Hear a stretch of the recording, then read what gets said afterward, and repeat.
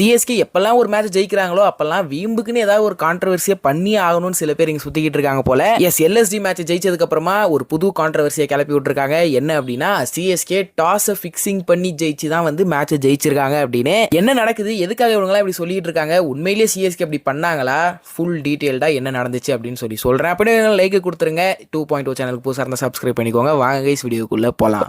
Guys video ஃபர்தரா கண்டிப்பாக முன்னாடி ஃபர்ஸ்ட் பெய்ட் ப்ரொமோஷனை பாத்துருங்க. விஷன் 11 சிஎஸ்கேவோட அஃபிஷியல் ஃபேண்டசி ஸ்போர்ட்ஸ் பார்ட்னர். நீங்க எல்லா மேட்சுக்கும் கிராண்ட் லீக் ஜஸ்ட் ₹1 இந்த விஷன் 11ல வந்து நீங்க ஜாயின் பண்ணிக்க முடியும். டிஸ்கிரிப்ஷன் அண்ட் ஃபர்ஸ்ட் கமெண்ட்ல விஷன் 11ஓட லிங்க் இருக்கு. ஸோ போய் ட்ரை பண்ணி பாருங்க. அண்ட் ஆல்சோ இவங்களோட இன்னொரு ப்ராடக்ட் இருக்கு, அதான் வந்து ஹனா. இது வந்து ஒரு ஒப்பீனியன் ட்ரேடிங் பிளாட்ஃபார்ம். இதுல வந்து நீங்க ஜஸ்ட் எஸ் ஆர் நோ அப்படின்னு சொல்லி ப்ரெடிக்ட் பண்ணி ஜெயிக்க முடியும். நம்மளோட லிங்க் கிளிக் பண்ணி நீங்க ஹனாவை டவுன்லோட் பண்றது மூலியமா உங்களுக்கு இன்ஸ்டன்டா கேஷ் போனஸ்மே கிடைக்கும். அதை வச்சு நீங்க விளையாண்டுக்கலாம். ஸோ நீங்க இதெல்லாம் இன்ட்ரெஸ்டா இருந்தீங்கன்னா ட்ரை பண்ணி பாருங்க.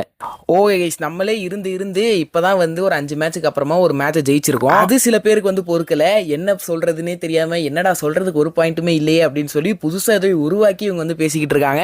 லாஸ்டா எம்ஐ மேட்சை ஜெயிக்கிறப்ப கலீல் அகமது வந்து பால் டேம்பரிங் வந்து பண்ணிட்டாரு அப்படின்னு சொல்லி ஃபர்ஸ்ட் மேட்ச் ஜெயிச்சப்ப சொன்னாங்க. அடுத்து நம்ம ஜெயிக்கல, அதனால எதுவும் சொல்லல. இப்போ இந்த மேட்சை ஜெயிச்சோன்னே டாஸ் வந்து நீங்க ஃபிக்ஸிங் பண்ணிருக்கீங்க.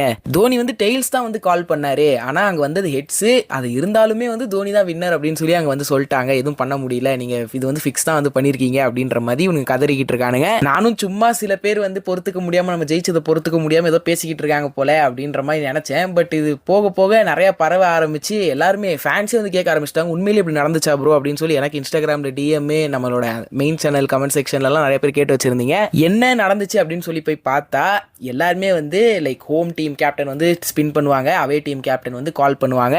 மோஸ்ட் ஆஃப் த டைம்ஸ் மைக்ல வந்து அவே டீம் கேப்டன் வந்து கால் பண்ணுவாங்க, ஹெட்ஸா டெய்ல்ஸா அப்படின்னு. பட் தலை வந்து மைக் வச்சிருந்தா மறந்துட்டாரே என்னமோ, அந்த டாஸ் ஹெட் விழுந்துச்சா டெய்ல் விழுந்துச்சான்னு பார்க்க போவார்ல, அவர் காது கிட்ட போய் வந்து சொன்னாரு. என்னதான் காது கிட்ட போய் சொன்னாலும் அவர் ஜோரா ஹெட்ஸ்னு சொல்றது வந்து பக்கத்துல இருந்த அந்த மைக் மூலியமா எல்லாருக்குமே வந்து கேட்க தான் வந்து செஞ்சுச்சு. அங்க விழுந்ததும் ஹெட்ஸ், அதனால தலை வான் த டாஸ் அப்படின்னு சொல்லி அறிவிச்சாங்க. அவ்வளவுதான். ஸோ உடனே தலை வந்து மைக்கை யூஸ் பண்ணல. இது ஒரு இதா வச்சு நம்ம பேச ஆரம்பிச்சோம்னா சிஎஸ்கே மேல அகைன் ஒரு பழியை வந்து போடலாம் அப்படின்னு சொல்லி ஆரம்பிச்சிட்டானுங்க. அங்கே வந்து தலை வந்து டெய்ல்ஸ் தான் வந்து சொன்னார் அப்படின்ற மாதிரி இந்த ஹேட்டர்ஸ் வந்து கதைக்கிட்டு இருக்கானுங்க. இப்போ அப்படிலாம் எதுவும் நடக்கலை. ஒரு சில பேர் இன்னும் டாஸ் வந்து ஃபிக்ஸ் பண்ணுறாங்க, மேட்ச் வந்து ஃபிக்ஸ் பண்ணுறாங்க அப்படின்னு சொல்லி அவங்களுக்கு ஏற்ற மாதிரி ரிசல்ட் வரலன்னா கதறிக்கிட்டு தான் இருக்காங்க. அதை எதுவும் பண்ண முடியாது. நீங்கள் என்ன கைஸ் நினைக்கிறீங்க இதை பற்றி மறக்காம கமெண்ட்ஸில் சொல்லுங்கள். அப்படியே லைக் கொடுத்துருங்க. சேனலுக்கு புதுசாக இருந்தால் சப்ஸ்கிரைப் பண்ணிக்கோங்க. எல்லாத்தையும் பார்க்குறேன். Bye guys.